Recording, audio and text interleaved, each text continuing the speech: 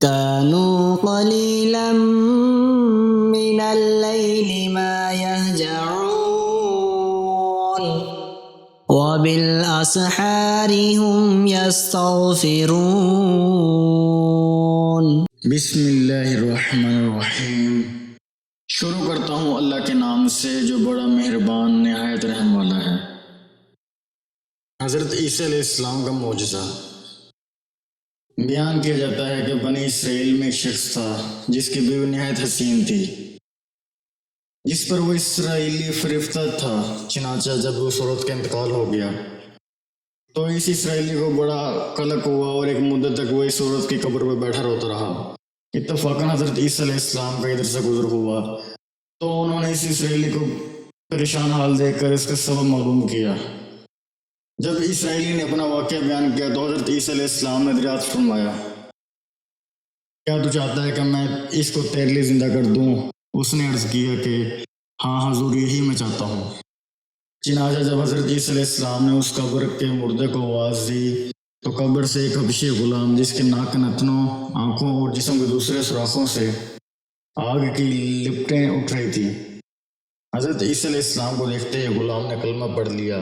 اسرائیلی نے یہ دیکھ کر عرض کیا، حضور مجھ سے غلطی ہو گئی، میری بیوی کی قبر تو دوسری ہے۔ یہ سن کر حضرت عیسیٰ علیہ السلام نے حبشی کو حکم دیا کہ تم اپنی قبر میں واپس جاؤ۔ چنانچہ وہ مردہ ہو کر گر گیا اور اس کی قبر کو مٹی سے چھپا دیا گیا۔ پھر حضرت عیسیٰ علیہ السلام نے اس دوسری قبر کی جانب توجہ فرمائی اور حکم دیا کہ اے صاحب قبر، اللہ کے حکم سے زندہ ہو جا۔ چنانچہ قبر پھٹی اور اس سے ایک عورت سر سے گرد جھاڑتے ہوئے باہر آ گئی، جس کو دیکھ کر اسرائیلی بولا، یا روح اللہ، میری بیوی یہی ہے۔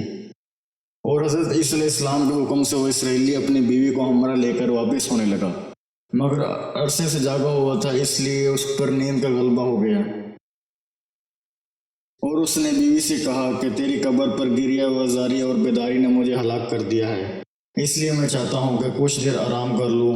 بیوی کہنے لگی، ہاں آپ آرام کر لیجئے۔ چنانچہ وہ اسرائیلی بیوی کے زانوں پر سر رکھ کر سو گیا۔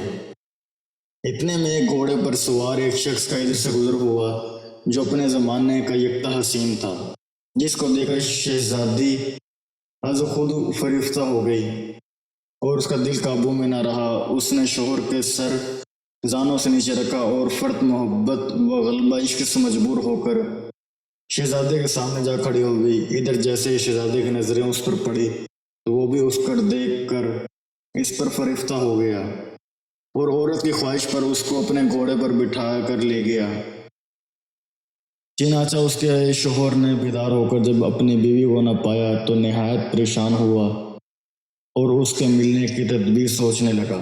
سوچتے سوچتے آخر اس کے نشان قدم پر چل کر اپنی بیوی کو تلاش کر لیا جو شہزادے کے پاس پہنچ چکی تھی۔ اس کو دیکھ کر اسرائیلی نے شہزادے سے عرض کیا کہ یہ میری بیوی ہے، آپ اس کو چھوڑ دیجئے۔ ابھی شہزادہ کچھ کہنے بھی نہ پایا تھا کہ اس عورت نے کہا، میں تیری بیوی نہیں بلکہ شہزادے کی لونڈی ہوں۔ یہ سن کر شہزادہ اسرائیلی سے کہنے لگا، کیا مجھ سے میری لونڈی کو لینا چاہتا ہے؟ اس نے کہا، خدا کی قسم یہ میری بیوی ہے جس کو میرے سردار حضرت عیسیٰ علیہ السلام نے مرنے کے بعد میرے لیے زندہ کیا ہے۔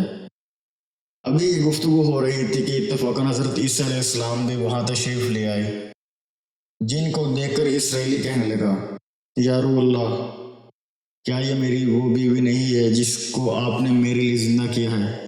حضرت عیسیٰ علیہ السلام نے فرمایا کہ ہاں یہ وہی ہے۔ یہ سن کر عورت کہنے لگی کہ یا روح اللہ، یہ شخص جھوٹا ہے، میں تو اس شہزادے کی لونڈی ہوں۔ حضرت عیسیٰ علیہ السلام نے فرمایا، کیا تو وہ عورت نہیں جس کو میں نے اللہ کے حکم سے زندہ کیا ہے؟ عورت نے کہا، یا روح اللہ، باخدا میں وہ نہیں ہوں۔ اس کے بعد حضرت عیسیٰ علیہ السلام نے فرمایا، جو جان خدا کے حکم سے میں نے تجھے دی اس کو واپس کر دے۔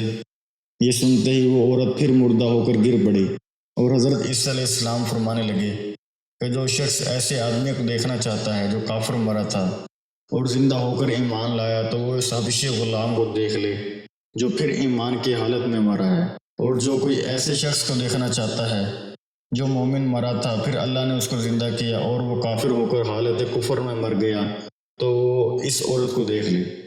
اس واقعے کو دیکھ کر اسرائیلی نے قسم کھائی اب کبھی نکاح نہ کروں گا، اور میدانوں کی طرف نکل گیا جہاں اللہ تعالیٰ کی عبادت میں مصروف رہ کر اسے موت آ گئی۔ اللہ تعالیٰ اس پر رحم فرمائے۔